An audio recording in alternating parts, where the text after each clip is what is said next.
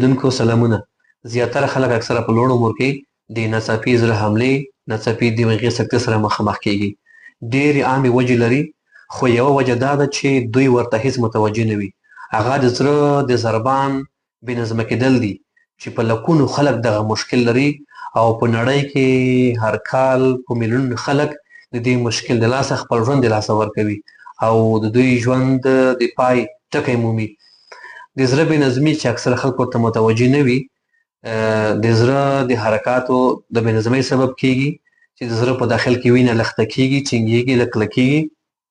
د زړه په رګونو کې د دماغ او انساجو په رګونو کې، همدارنګه په کولمو کې، په لاسو پښو کې وینه په شرايینو کې بندېږي او دغه مشکل صورت نیسي. د دماغي سکتې اکثره پیښې د زړه د بې نظمۍ له امله صورت نیسي چې خلک ورته متوجه نه دي او ډېر عوامل لري. تر ټولو مهم علت یې د وینې لوړ فشار دی چې هغې څخه دغه مشکل صورت نیسي.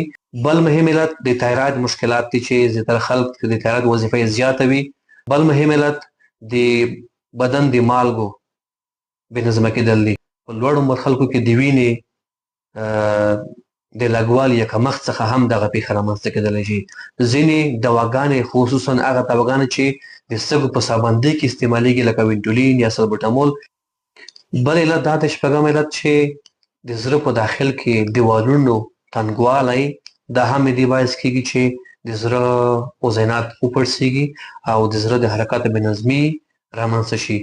او بل عام علت دا دی چې رواني تشویشونه، مشکلات او سټرس، دا هم دې باعث کېدلی شي د زړه حرکات ډېر تیز شي، بې نظمه شي، د زړه په داخل کې وینه ټینګه شي او د بدن په مختلفو فضاو کې چې ما یادې کړې، شرايین د وینې رګونه بندېږي او دغه پیښې رامنځته کوي.